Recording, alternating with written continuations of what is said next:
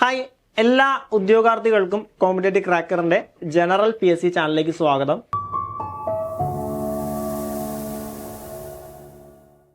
ഇപ്പോൾ 10ാം ക്ലാസ് യോഗ്യതയുള്ള ഒരു യൂണിഫോം ജോലി ആഗ്രഹിക്കുന്ന ഒരു ഉദ്യോഗാർത്ഥിയെ സംബന്ധിച്ച് ഒരു പ്രധാനപ്പെട്ട നോട്ടിഫിക്കേഷൻ തന്നെയാണ് APO അല്ലെങ്കിൽ അസിസ്റ്റന്റ് പ്രസന്റ് ഓഫീസർ എന്ന് പറയുന്ന നോട്ടിഫിക്കേഷൻ. ഈ ഇടയ്ക്ക് PSC പ്രസിദ്ധീകരിച്ച നോട്ടിഫിക്കേഷനാണ്. അപ്പോൾ ഇതുവരെ അപ്ലൈ ചെയ്യാത്തവര് അവരുടെ PSC പ്രൊഫൈൽ വഴി അപ്ലൈ ചെയ്യാനായിട്ട് ശ്രമിക്കുക. നമുക്ക് ഓൾറെഡി അറിയാം, സ്റ്റേറ്റ് വൈഡ് നടക്കുന്ന ഒരു എക്സാം ആണ് നമ്മുടെ ഈ അസിസ്റ്റന്റ് പ്രസന്റ് ഓഫീസർ എന്ന് പറയുന്ന എക്സാം എന്ന് പറയുന്നത്. അത്യാവശ്യം നിയമനങ്ങൾ നടക്കുന്നുണ്ട്. ഇപ്പോൾ കഴിഞ്ഞ എക്സാം നോട്ടിഫിക്കേഷൻ എന്ന് പറയുന്നത് 600/2021 എന്ന നോട്ടിഫിക്കേഷൻ നമ്പറിൽ വന്ന എക്സാം ആണ്. 600/2021 എന്ന നമ്പറിലാണ് കഴിഞ്ഞ എക്സാം നടന്നത്. അതില് ഇതുവരെ ഏകദേശം 20/9/2025 അവസാനത്തെ അഡ്വൈസ് പോയത്. ഇതുവരെ ഏകദേശം 585 അഡ്വൈസുകൾ പോയിട്ടുണ്ട്. അപ്പൊ അത്യാവശ്യം നിയമനം നടക്കുന്ന ഒരു പോസ്റ്റ് തന്നെയാണ് നമ്മുടെ അസിസ്റ്റന്റ് പ്രിസൺ ഓഫീസർ എന്ന് പറയുന്ന പോസ്റ്റ്. ഇതുവരെയാണ് റാങ്ക് ലിസ്റ്റിന്റെ കാലാവധി തീർന്നിട്ടില്ല. 585 അഡ്വൈസുകൾ ഇതുവരെ പോയിട്ടുണ്ട്. റാങ്ക് ലിസ്റ്റിന്റെ കാലാവധി തീർന്നിട്ടില്ല. അപ്പൊ സ്വാഭാവികമായിട്ടും ഇനിയും അഡ്വൈസുകൾ പോകും. വേക്കൻസി വരുന്ന അനുസരിച്ച് ഇനിയും അഡ്വൈസുകൾ പോകും. റാങ്ക് ലിസ്റ്റിന്റെ കാലാവധി തീരുന്നതിന് മുമ്പ് തന്നെ നമുക്ക് എന്ത് ചെയ്യാം, ഒരു 600 മുകളിൽ 700 വരെ എന്ത് ചെയ്യാം, ഈ പറയുന്ന അഡ്വൈസുകൾ നമുക്ക് പ്രതീക്ഷിക്കാം. അപ്പൊ അത്യാവശ്യം 600 അല്ലെങ്കിൽ 700 റേഞ്ചില് അഡ്വൈസുകൾ പോകുന്ന ഒരു പ്രധാനപ്പെട്ട എക്സാം തന്നെയാണ് APO അല്ലെങ്കിൽ അസിസ്റ്റന്റ് പ്രസന്റ് ഓഫീസർ എന്ന് പറയുന്നത്.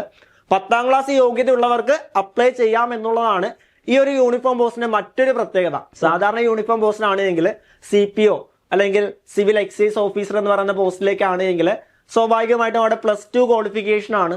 അതേപോലെ അവിടെ ഹൈറ്റ് എന്ന് പറയുന്നത് 168 സെന്റിമീറ്റർ ഒക്കെ അടുത്ത് ഹൈറ്റ് വേണം. പക്ഷെ ഇതെന്ന് പറയുന്നത് 10ാം ക്ലാസ് യോഗ്യതയുള്ള ഏതൊരു ഉദ്യോഗാർത്ഥിക്കും ഈ പറയുന്ന എക്സാമിന് വേണ്ടി അപ്ലൈ ചെയ്യാവുന്നതാണ് അല്ലെ. അപ്പോൾ അപ്ലൈ ചെയ്യാനുള്ളവര് നിർബന്ധമായിട്ട് നിങ്ങളുടെ പ്രൊഫൈൽ വഴി കയറി അപ്ലൈ ചെയ്യാനായിട്ട് ശ്രമിക്കുക. അല്ല, അത്യാവശ്യം വാസ്റ്റ് ആയിട്ടുള്ള സിലബസ് ആണോ എന്ന് ചോദിച്ചു കഴിഞ്ഞാൽ അല്ല, നമുക്ക് പഠിച്ചെടുക്കാൻ സാധിക്കുന്ന സിലബസ് ആണ്.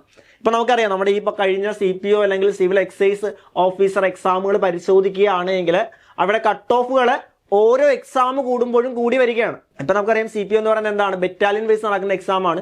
Civil excise officer district vice നടക്കുന്ന എക്സാം ആണ്.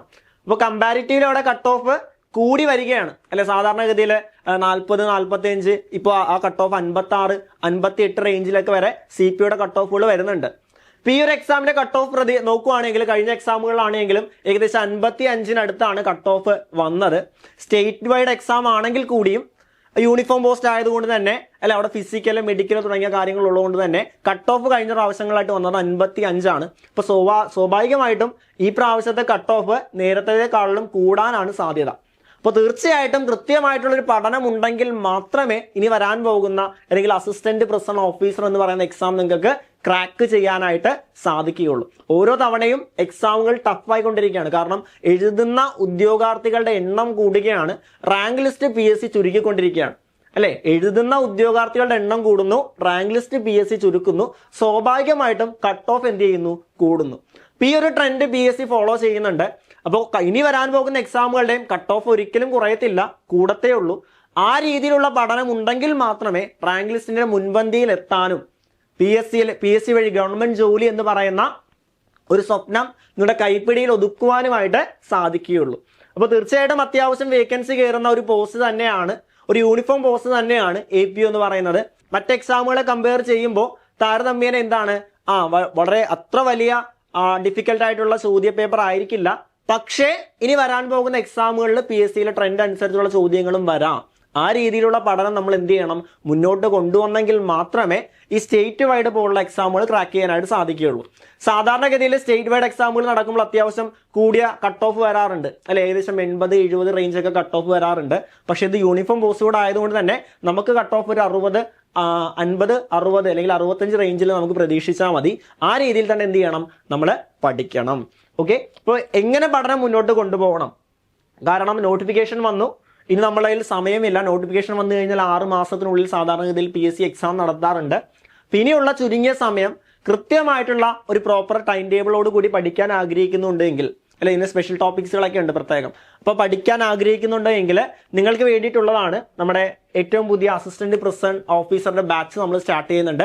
നിങ്ങൾക്ക് വേണ്ട സ്പെഷ്യൽ ടോപ്പിക്സുകളാണെങ്കിലും അല്ലേ, ബാക്കി കറണ്ട് അഫേഴ്സുകളാണെങ്കിലും റെക്കോർഡഡ് ക്ലാസ്സുകളാണെങ്കിലും എല്ലാം നിങ്ങൾക്ക് അവൈലബിൾ ആണ്. അപ്പോൾ ഈ ബാച്ചിനെ കുറിച്ച് കൂടുതൽ അറിയാനും ഇതിലേക്ക് ജോയിൻ ചെയ്യാനുമായിട്ട് എന്ത് ചെയ്യുക, താഴെ കാണുന്ന നമ്പറിൽ ഞങ്ങളെ കണക്ട് ചെയ്യുക. അപ്പോൾ മറ്റൊരു വീഡിയോയുമായിട്ട് നമുക്ക് വീണ്ടും കാണാം. Thank you so much.